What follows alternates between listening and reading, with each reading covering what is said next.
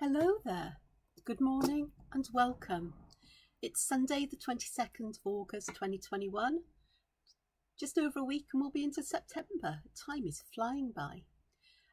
Here I'm showing you one of the pages that I added to yesterday, if you saw yesterday's vlog, where I've been collaging coloured papers on the top of Distress Ink coloured pages and seeing what would happen, because I was really doubting whether I'd done a good thing here or whether I'd really gone and done something really crazy.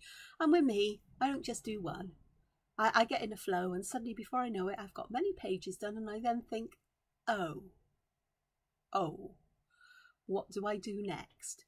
So lots of different ones. Yeah, I did show these yesterday, but just, you know, I'm happily talking away to myself here, which is why the hands are going. But I thought, right, well, we need to draw on one. This is what I needed to do yesterday. I need to draw on one, see what happens, and see how things work out. So that's what I did. And then last night, as I was settling down to sleep, I sat in bed with some Tombow Dual Brush pens and a water brush and started adding colour. So you can see the colours there. They're quite vintagey. Quite autumnal almost in effect as well, and the Tombows actually move nicely on the paper that's been coloured with Distress Ink, because Distress Inks add stuff to the paper.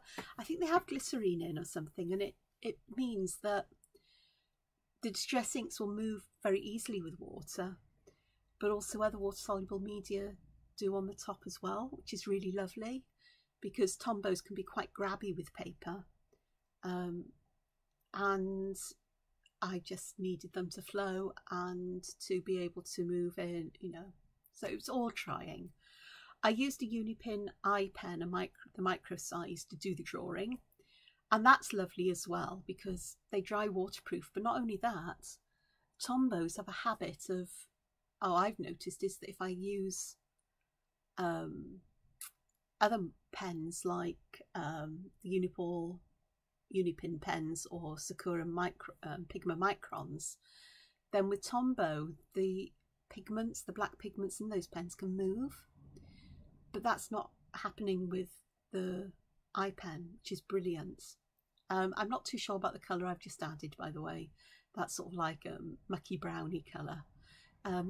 It is what it is, and I can work with it. My mind will work my way through it.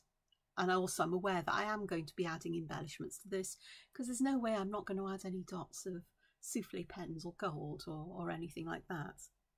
So I'm just adding a red brown here between those leafy kinds of shape things. Who knows what they are? They look vaguely leafy or frondy, or they're certainly botanical-ish. I don't know if they exist in reality, and I'm not really bothered whether they do or not. I'm inspired by shapes I've seen in things like seaweed and lichens, I suppose. I think, you know, weird things like that, but you know, it is what it is. So so I was really quite pleased. But my Tombows are beginning to dry out, and some of the colours I would like to use, they have dried. So big decisions to be made, whether I replace Tombows or whether I think about something else. And of course, I've been using Distress Inks, and I think Distress Ink markers are still available. I'll have to check that, but that could be an option. Although I remember having them and I wasn't too keen on the nib. It was very scratchy and it tended to scratch the paper a bit, but you know, it could be thoughtful. Or I just work out which colours of Tombows I use the most, and because they're the ones more likely to be drying out, and to replace the ones I use, particularly the vintagey colours and the more muted colours. They've got some lovely bright colours in there, but it just doesn't work for me these days. My taste in colours have changed. Digital art's different, but even there, I'm much happier working with the more muted, more vintage colours rather than the super saturated colours I used to. Here I'm just using a darker brown for these little feathery bits don't know what you call them around here, because I really wanted a deeper, darker area underneath that top layer of paper. Now, the thing that's going to happen is that the colour of that paper is going to change because I decide to colour everything in.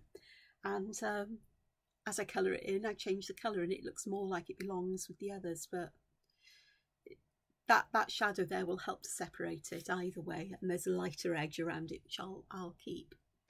The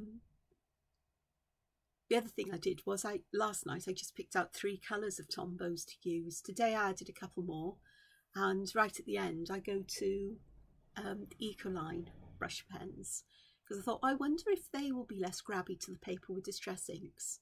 And you'll see what happens. So it's another option, is that I just stick to the Ecoline brush pens or get the Ecoline inks to use. The brush pens actually were really nice to use. Although they are extremely juicy once they've been nibbed down for a while. There's tons and tons of the ink in them, which surprised me. But, you know, it's great. So, just adding colour here. I think I used a different brown there. And I know I got a bit annoyed because I put it down next to the paper towel I'm using just to clean the brush off on the tip of the brush when it gets too full of colour. And you can see where some of that pen is soaked in. So that'll be one that runs out sooner than later, I'm sure. Just deciding what to do next. Oh, and I did pick out this sort of like a burgundy colour, a deep briny red. Don't know what colour it is, just to add to these here. And then I decide to add little dots of it to all of those little dots, as you do, and just a little bit so I can spread it out. So hopefully there will be some shadow on each. Not guaranteeing that's going to be the case, but again, I can use metallics to add little highlights in some way. There's always options with these things, isn't there? Always options to do, and I do enjoy the embellishing, little highlights and little bits and bobs. And here we go, lots of adding little dots of water, but it works. And although it looks like it could be a long and tedious task, I know this is sped up. We're nearly 3 times faster. I think it is 300% faster, whatever that means. It's percentages and speeds, I don't know. So yeah, it's about, the video is about 1/3 of the speed it would be in real time at the moment. I'll adjust that when I finished my commentary, no doubt. And it didn't take that long. The areas are so small, there's no point fussing around too much with them. And as I say, I'm likely to go in and colour some of them gold or a bronzy colour or some such. I'm using this sort of like weird coloured pen, which is sort of like it looks like an ochre colour on top, but it's actually got a weird greeny ink in it, which you can see in the leaves and the flowers in the middle. So here's why I decided what to do with those gaps. Then I thought, right, let's use that pen that I've used on the outside, that same sort of red-brown colour. And I get all the way round and I go, I meant to put the darker tone at the the end of the frond rather than towards the beginning of it, as it were. The opposite way round to what I've done, because that plays with volume and depth and dimension and that illusion of it. And it's well, it is what it is, so it stays as it is now. So, yeah, it'll be fine. Things always are fine. No mistakes, just happy little accidents. And here I decide that I don't like the white edge of torn paper. So I think in the future I'm going to tear paper and then colour it, because that torn edge will pick up more of the ink. This year I've been a bit heavy-handed with that Tombow marker. I could have gone and found a different colour that was more in keeping with the age mahogany which is what edges that paper, Aged Mahogany Distress Ink. But I didn't, and well, it is what it is. And on the camera, the colours look a lot brighter than they do here, and when they're wet, they look a bit brighter than when they dry back. So it's that. So I'm adding the centres here, so I'm using that weird, you can see the top's yellowy brown, it should be ochre, but it's a weird green inside. Strange. To these flowers here, and all the centres of these very strange flowers, florally things. So just adding those. You can see how I add some on the edge and pull it to the middle to give a lighter area, but keeping the outer edges darker so it adds that dimension. There you are, found one I missed. There we go. And then I go back to that browner, that more browny colour, golden browny colour when it's wet, to do the outside bits. And that's when I realised I hadn't added water to that particular one. But it's not a problem, I'm aware now, so I'll just go back and sort that out. So here we are, going through all of them. I was really happy to add colour to this, because yesterday I really didn't have a clue whether I'd done the right thing in adding these collage papers. But it's only by drawing and adding colour and seeing what happens that I can say, yeah, this works. This is okay. It's working.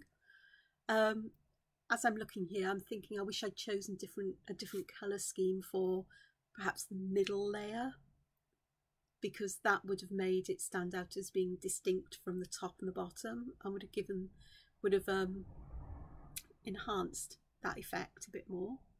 And here is where I try the Ecoline pen. Now, I'd stored these nib up, so to begin with the nib wasn't that juicy, but as time goes on it gets really, really juicy with ink, which is fantastic, which shows I've got tons of ink in them to use, and it's watercolour ink. And the colours are lovely, and there's quite a lot of very vintagey colours here. This is gold ochre. And as time goes on, there's more and more ink comes out of it. But it doesn't matter because it all works out in the end. But I was worried because when I've tried these pens out on this paper on its own, they haven't really, they've moved, but they haven't been all that good at moving. They've been a bit grabby to it. But with the distress ink on, they actually move a lot easier. This is where it's beginning to get really, really juicy. And the colours get darker as a result because there's a lot more ink there. And I go to just adding little dots eventually. You can see there's some shimmering so much with the ink. But it works, and this is such a lovely colour. There's some beautiful, beautiful colours in this set, so I now know I can use them on this because I've been hesitant in using them in my sketchbooks pages. But with the distress ink, they work really nicely. You can see it just works out really lovely. So I'm almost at the end here. I've got one more flower I missed up there. And yeah, got to go back to that one. I just pointed it out to myself, as I do. And then I've got some thinking to do because I've got this area at the bottom, which you'll see my hand must probably move over an awful lot, where everything looks quite unbalanced because there's this huge, huge gap. And I'm not sure what to do. I'm tempted to add some arches there to connect to the different areas because I do like an arch. And repeat it around so that I will get that there. But I also know, I suddenly notice, oops, there's an area I haven't done in red, and this is where I go, miss that bit out. Thank goodness I saw it, so I could remember which Tombow colour I'd actually used there while it's still fresh in my mind. And here I'm just using a slightly damp brush just to pick up a little bit of the colour from that gold ochre. But I'm really chuffed. So please take care of yourselves, look after yourself, and please find time to be creative. and thank you for joining me. I hope to see you back again. And I'll say bye-bye for now.